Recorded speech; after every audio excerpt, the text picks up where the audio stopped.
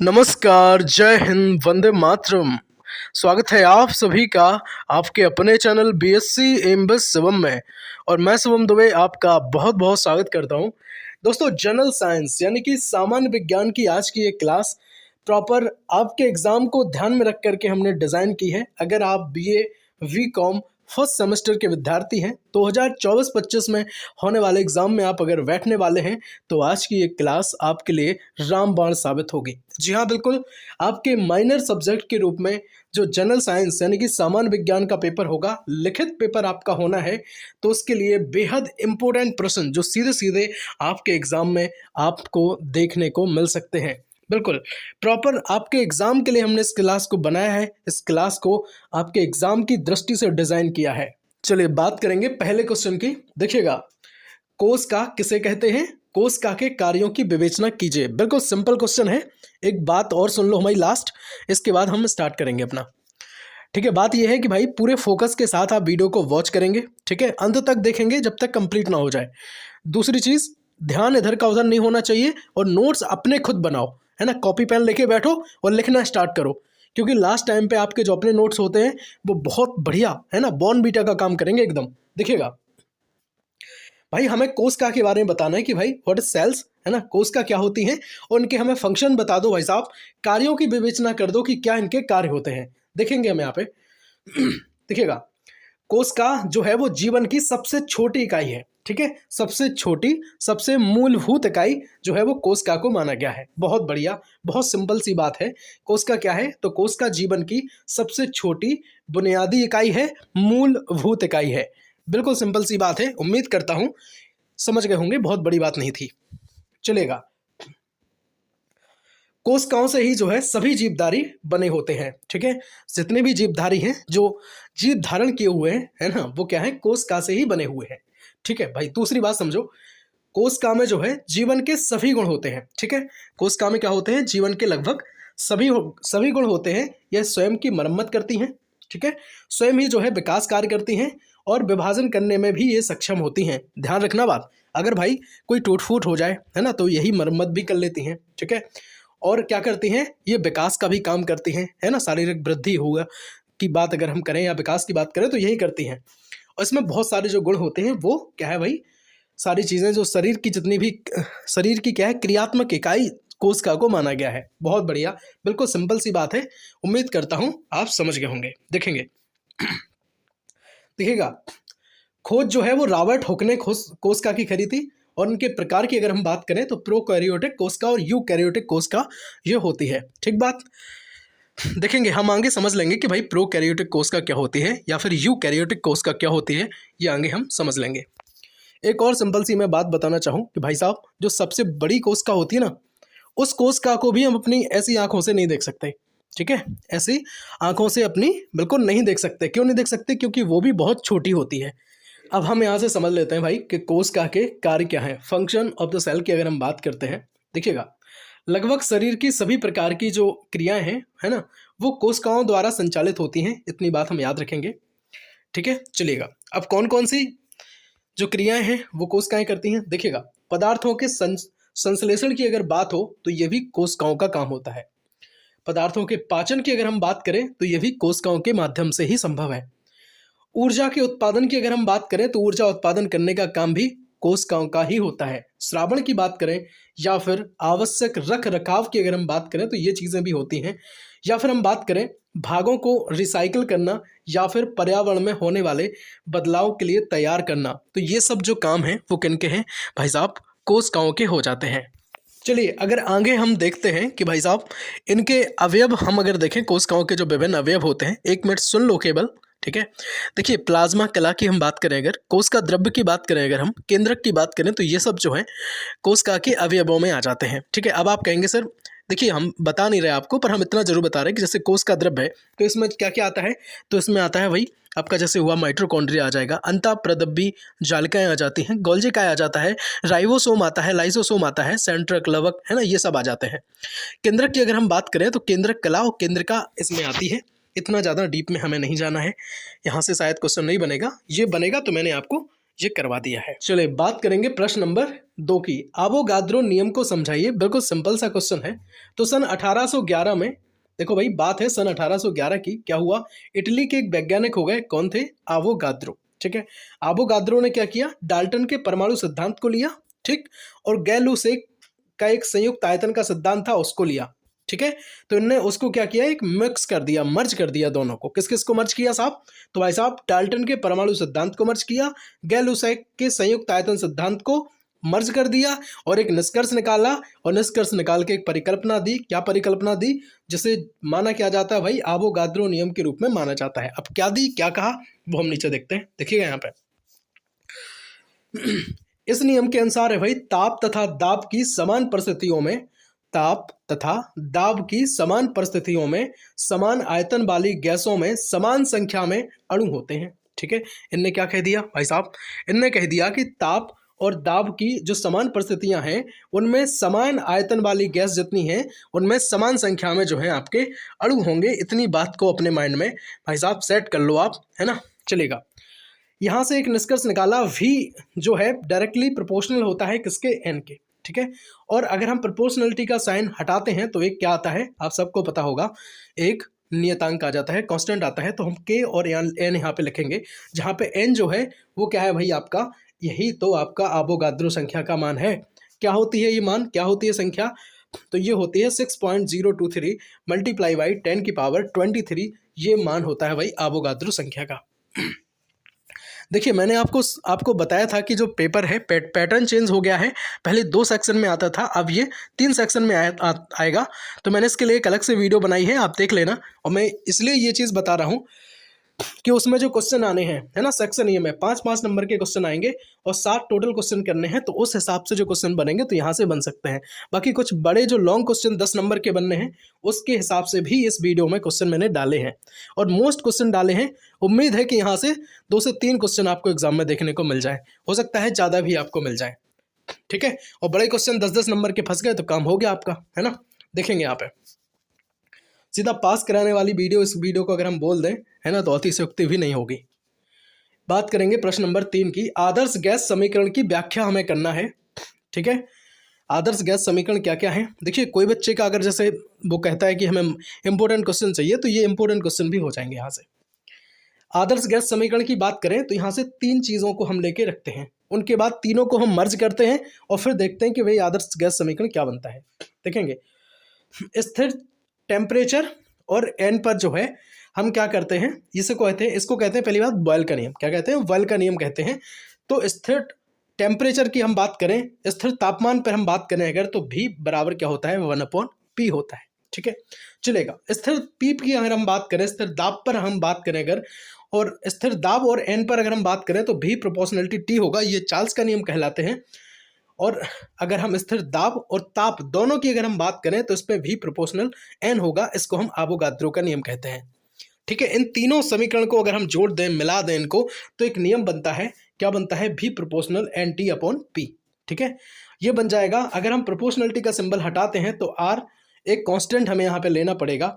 इसके बाद इसको हम क्या करते हैं, इसका हम कर्णी गुणा कराते हैं, कैची गुणा इसका हम कराते हैं। क्रॉस मल्टीप्लाई कराने के बाद V बराबर NRT यहाँ पे बन जाएगा। तो R जो है इसकी वैल्यू हम निकाल लेते हैं, PV/NT। ठीक है, R क्या है भाई, R क्या है, आप कहेंगे R क्या है, तो R साहब रेडबर्ग नियतांक हो जाएगा मेरे भाई। क्या हो जाएगा, रेडबर्ग नियतांक हो जाएगा। उम्मीद करता हूँ कि आप समझ गए होंगे, है ना। वीडियो किसी को फास्ट लग रही हो ना अगर, तो रोक रोक करके चीज़ों को लिख लें, और लिख जरूर लो भाई साहब, नोट जरूर बनाओ। प्रश्न नंबर 4 की अगर हम बात करें, आदर्श विलयन क्या है। बहुत बढ़िया, अभी तक लाइक करने को हमने नहीं कहा है। अगर पसंद आ रहा हो यार, थोड़ी सी मेहनत लग रही हो, तो प्लीज़ लाइक कर दो, है ना। अगर अच्छा लग रहा हो तभी लाइक करना, नहीं लग रहा हो मत करो लाइक, बिल्कुल नहीं करो, चलेगा। What are the ideal solution, है ना। आदर्श विलयन क्या है, आइडियल सॉल्यूशन क्या है, देखेंगे यहाँ पे भाई। ऐसा विलयन जो सभी तापों और सभी दाबों पर सेल के नियम का पालन करते हैं, आदर्श विलयन कहलाते हैं। सभी तापों पर और सभी दाबों पर, है ना। तभी अगर ये क्या करते हैं, सेल के नियमों का पालन करें, तो उन विलयन को क्या कहते हैं भाई, आदर्श विलयन या फिर आइडियल सॉल्यूशन कहते हैं। यहाँ से हमें 2 जो है फॉर्मूले हमें समझने पड़ेंगे। अगर यहाँ से क्वेश्चन आता है तो हम कर सकते हैं, बिल्कुल सिंपल सा है। देखिएगा, परमाणुओं की संख्या अगर हम देखें, पूछ ले, अणुओं की संख्या पूछ ले कि भाई साहब कैसे निकालेंगे, तो आप कह देना उनसे कि ग्राम में जो द्रव्यमान है उनका मल्टीप्लाई बाई एन। हम बात करें अगर रेडबर्ग संख्या की, माफ करिएगा, उसकी आवोगाद्रो संख्या की, और अपॉन ग्राम में परमाणु भार। ठीक है, अणुओं की संख्या की बात करें तो ग्राम में द्रव्यमान मल्टीप्लाई बाई एन क्या है, आवोगाद्रो संख्या, अपॉन लिखेंगे हम यहाँ पे ग्राम में अणु भार। ठीक है, उम्मीद करता हूं आप समझ गए होंगे। यहाँ से एक चीज़ और हम समझते हैं, फिर चलते हैं आगे लॉन्ग क्वेश्चन की तरफ। देखिएगा, बेकिंग सोडा जो होता है आपका, इसको हम खाने वाला सोडा कहते हैं। क्या कहते हैं? खाने वाला सोडा कहते हैं इसको। और इसका जो हम फॉर्मूले की बात करें, रासायनिक सूत्र की बात करें, तो NaSCO3 हो जाएगा, जिसको सोडियम बाइकार्बोनेट कहा जाता है। देखिएगा, धोने के सोडा को हम क्या कहते हैं भाई, तो धावन सोडा कहते हैं, इस बात को भी याद रखिएगा। और साथ ही में सोडियम कार्बोनेट के नाम से इसको जानते हैं, Na2CO3 × 10H2O के साथ इसको हम लिखते हैं। वीडियो को अगर लाइक अभी तक नहीं किया है यार, तो यार लाइक कर दो, है ना। पसंद आ रही हो अगर तो लाइक कर दो यार, बहुत मेहनत लगती है क्लास को बनाने में। चलेगा, प्रश्न नंबर 8 की हम बात करेंगे। देखिएगा, एक बात और हम आपके साथ शेयर करना चाहेंगे कि भाई साहब, जब ये चैनल हमने बनाया था अपना परिवार BSc MBS home study platform, तो मैंने कहा था कि भाई साहब, ना एक पैसा आज तक लिया है, ना कभी एक भी रुपये लेंगे आपसे, है ना। फ्री शिक्षा देने का जो मैंने वादा आपसे किया था भाई, उसी के तहत मैं काम कर रहा हूँ। क्वालिटी एजुकेशन पे मैं बिलीव करता हूँ, गुणवत्ता शिक्षा की मैं हमेशा देखता हूँ, चीज़ें अच्छी आपके लिए लेकर के आता हूँ। कचड़ा कूड़ा बिल्कुल नहीं मेरे चैनल पे मिलेगा आपको, ना मैं ऐसी वीडियोस डालता हूँ। ठीक है, जो आपके काम में आएगी ऐसी क्लास मैं अपलोड करता हूँ हमेशा। मेजर माइनर सारी क्लासेस अपने परिवार पे हैं। फूड न्यूट्रिशन हाइजीन की बात करें या फिर अदर आपके जो मेजर हिंदी हिस्ट्री है ना, या जो आपके सब्जेक्ट हो जाते हैं, कोशिश रहती है कि सारी क्लासेस आपको मिल जाए। प्लेलिस्ट बनी है, एक बार विजिट जरूर कर लीजिएगा।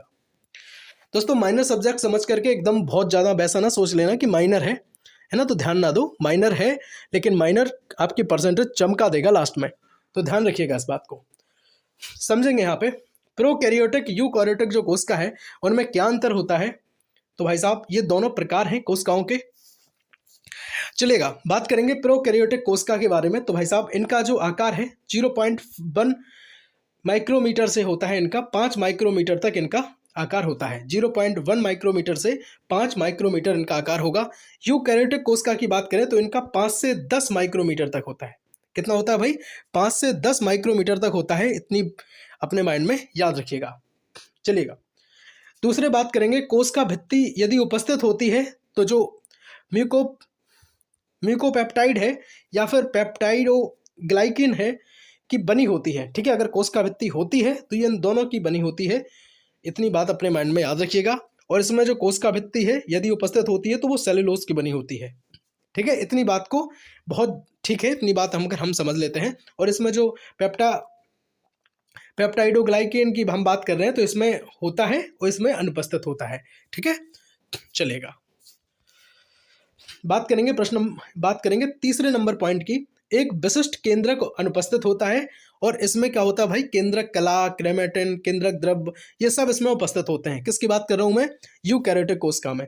प्रोकैरियोटिक कोशिका में ये सब अनुपस्थित होते हैं, इनके स्थान पर न्यूक्लियोलाइड होता है और जीनोफोर यहाँ पे होता है, बाकी सब इसमें अनुपस्थित होते हैं। 4 नंबर पॉइंट की अगर हम बात करें, देखिएगा और भी क्वेश्चन है, थोड़ा सा समझ लो, बोरिंग इसको मत बनाओ, है ना, समझते हुए चलो। न्यूक्लाइड की हम बात करें, न्यूक्लाइड या फिर डीएनए की बात करें तो स्वतंत्र रूप से कोशिका द्रव्य में पाया जाता है। डीएनए केंद्रक, माइटोकॉन्ड्रिया व लवकों के अंदर इसमें पाया जाता है। किसमें? तो मैं बात कर रहा हूं इसमें यूकैरियोटिक, इसमें प्रोकैरियोटिक। ठीक है, ध्यान रखना भाई।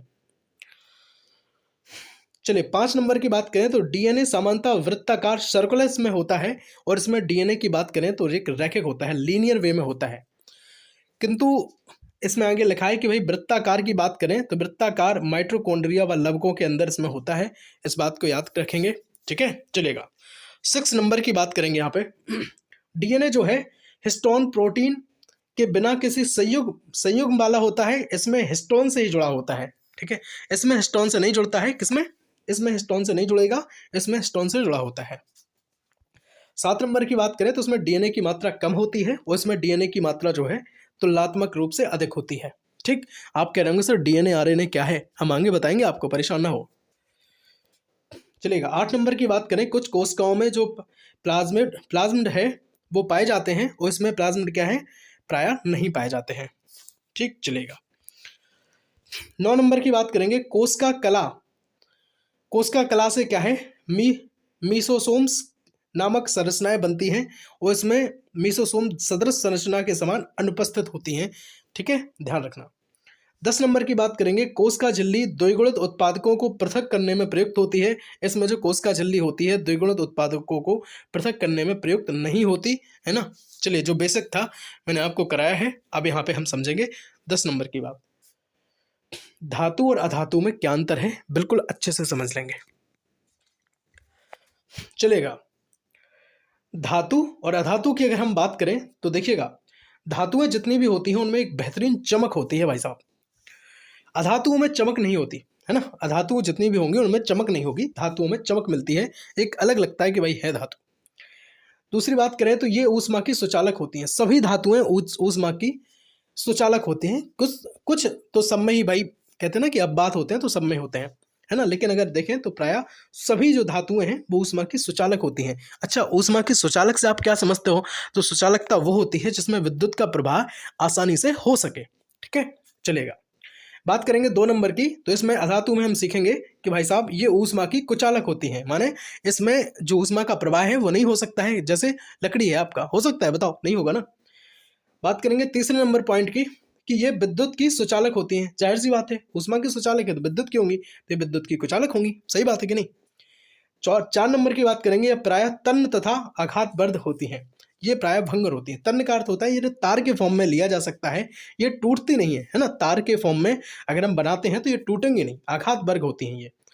और ये क्या होती हैं, ये भंगर होती हैं, टूट जाती हैं।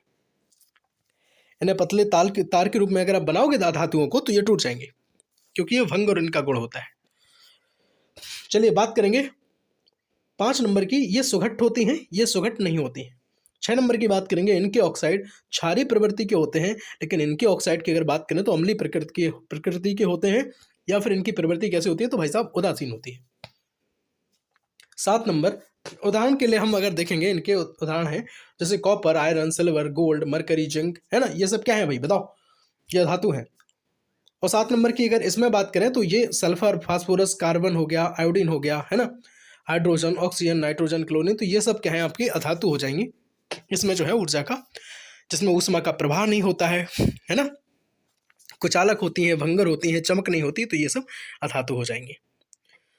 चलेगा, एक क्वेश्चन यहाँ से भी बनता है, इसको भी आपको समझना पड़ेगा। देखिएगा, जब बात हम यहाँ पे कर रहे हैं क्वालिटी एजुकेशन की, तो अच्छा ही हम आपको प्रोवाइड कराएंगे, है ना, और अच्छा प्रोवाइड कराएंगे तो जो चीज़ें हैं वो दमदार आप तक पहुँचानी पड़ेंगी। तो सारे क्वेश्चन को एक अच्छे वे में हमने लिया है कि जो क्वेश्चन सीधे सीधे बन जाए। ये जो क्वेश्चन है कि भाई साहब ठोस, द्रव, गैस में क्या अंतर है, उम्मीद है कि बन सकता है। देखेंगे, हम सबसे पहले समझेंगे गुण के आधार पर। देखिएगा, आकृति और आयतन की बात करें तो यहाँ पे हमने लिखा है ठोस, द्रव, गैस। आकृति और आयतन की अगर हम बात करें तो ठोस का जो आकार है या फिर आयतन है वो निश्चित होता है। द्रव की बात करें तो इसका आयतन निश्चित होता है, किंतु इसकी आकृति अनिश्चित होती है। जैसे पानी है, पानी, ठीक है, पानी क्या है आपका, द्रव है, तो द्रव की जो आकृति है, बताओ भाई, आकृति निश्चित नहीं होती ना। आप बाल्टी में डाल दो वैसी हो जाएगी आकृति, आप किसी मग में रख दो तो वैसी हो जाएगी, है ना, किसी आप दूसरे कंटेनर में रख दो तो वैसी पकड़ लेगा, लेकिन इसका आयतन निश्चित होगा। देखिएगा, अगर 1 लीटर पानी है उसको आप कहीं पे भी डालो तो वो 1 लीटर ही रहेगा ना। अगर हम बात करेंगे इसकी, दोनों अनिश्चित होते हैं गैस में, ना आकार इसका क्लियर होता है, ना आकृति इसकी क्लियर होती है, ना आयतन इसका क्लियर होता है। ठीक है, चलिए बात करेंगे दाब का प्रभाव, इस पे क्या पड़ता है, तो भाई साहब ठोस पे सबसे कम दाब जो है वो लगाया जाता है, सबसे कम दबाया जाता है। द्रव की बात करें अगर तो इसमें ठोस की अपेक्षा अधिक दाब इसमें होता है, और गैस की बात करें तो द्रव की अपेक्षा अधिक दबाई जा सकती है, यानी कि ठोस से ज़्यादा द्रव में और द्रव से ज़्यादा गैस में। ठीक है, तो यानी कि सबसे ज़्यादा गैस में दाब, सबसे ज़्यादा दाब का प्रभाव गैस में पड़ता है। चलिएगा, बात करेंगे तीसरे नंबर की कि भाई गर्म करने का जो प्रभाव है सबसे कम बढ़ता है और ठोस की अपेक्षा द्रव अधिक बढ़ता है। और बात करेंगे गैस, तो भाई साहब गर्म कर दो तो फैल जाती है।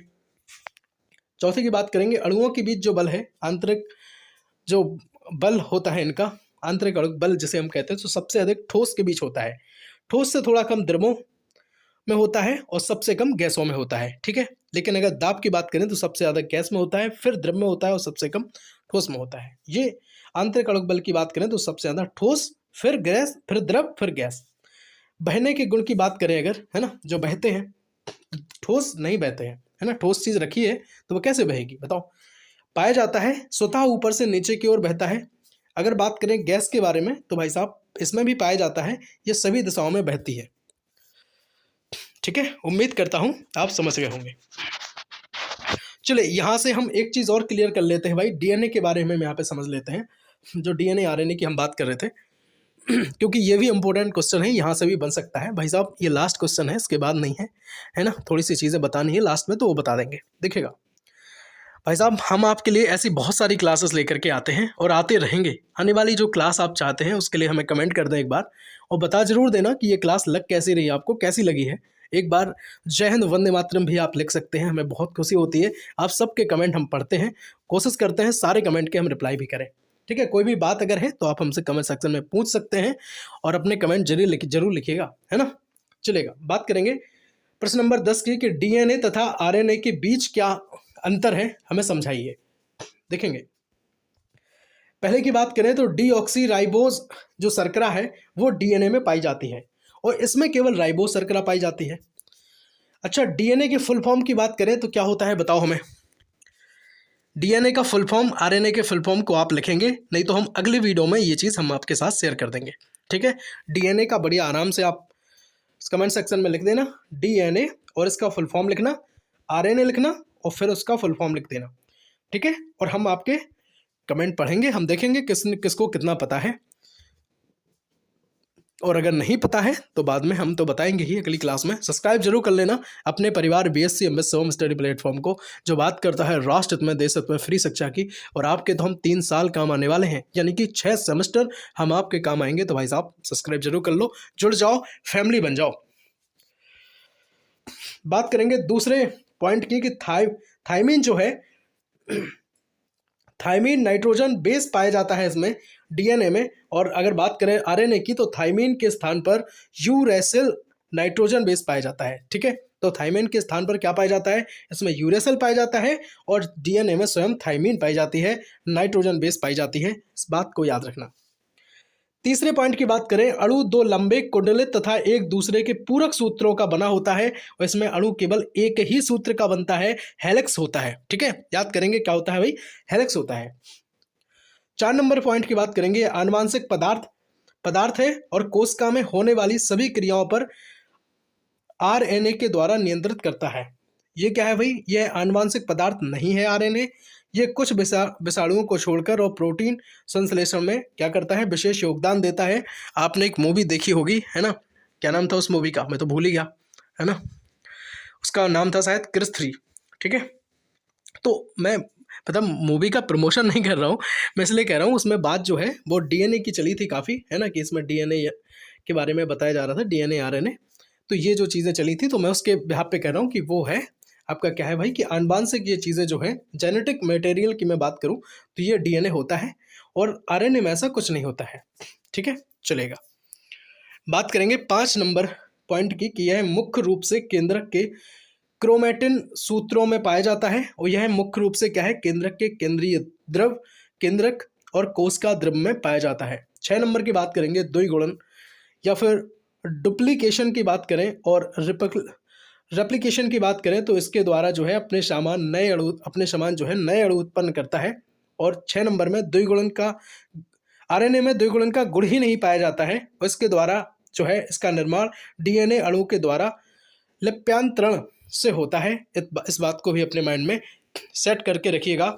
आपके लिए हमने बीए फर्स्ट सेमेस्टर के स्टूडेंट के लिए पॉलिटिकल साइंस का जो मॉडल पेपर है डिस्कस किया था, जरूर देखेंगे। भोजन पोषण एवं स्वच्छता, फूड न्यूट्रिशन एंड हाइजीन, अगर आपका ये माइनर है को सर्कुलर के रूप में है तो बिल्कुल इसके एमसीक्यू के रूप में हमने आपके साथ डिस्कस किए थे। क्योंकि देखिएगा वो आपका जो पेपर है फूड न्यूट्रिशन एंड हाइजीन का, ये आपका कैसा होगा भाई, एमसीक्यू फॉर्म में होगा, है ना, ऑप्शन इसमें पूछे जाएंगे, ओएमआर पे होगा।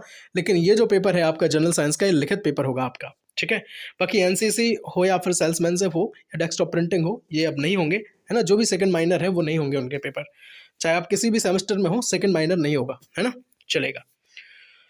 बात करेंगे फूड न्यूट्रिशन के बहुत सारे, है ना, बहुत सारे हमने पहले से ही इसमें टॉप 50, है ना, 100 लगभग ऐसे हमने क्या किया है, MCQ डाले हैं, आप ज़रूर देखेंगे, लिंक डिस्क्रिप्शन में शेयर कर देंगे, या फिर आप क्या करिएगा, प्लेलिस्ट विजिट करिएगा। टेलीग्राम चैनल से आप नहीं जुड़े हैं तो ज़रूर जुड़ जाएं, लिंक डिस्क्रिप्शन में है। बाकी जो भी इंपॉर्टेंट इन्फॉर्मेशन है वो टेलीग्राम के माध्यम से हम आप तक पहुंचाते हैं। सब्सक्राइब जरूर कर लो यार, है ना, अपने परिवार BSc MS Shivam study platform को। समाजशास्त्र के इंपॉर्टेंट प्रश्न अगर आप चाहते हैं, संभावित एजुकेशन के चाहते हैं या फिर हिस्ट्री के चाहते हैं तो ज़रूर देखें, लिंक डिस्क्रिप्शन बॉक्स में हम शेयर कर देंगे। पॉलिटिकल साइंस, है ना, इन सभी के इम्पोर्टेंट क्वेश्चंस को हमने आपके साथ डिस्कस किया था। बाकी अपने परिवार BSc MS Shivam study platform को अगर सब्सक्राइब अभी तक नहीं किया है तो यार कर दो, वीडियो को लाइक कर दो, भेज दो यार दोस्तों को, है ना। वे भी परेशान हो रहे होंगे कि उन्हें भी अच्छी क्लास नहीं मिल रही थी। अगर आप किसी की मदद करते हैं तो भगवान आपकी भी मदद करते हैं। मिलते हैं अगले वीडियो में, तब तक के लिए जय हिंद, वंदे मातरम, भारत माता की जय, हर हर महादेव।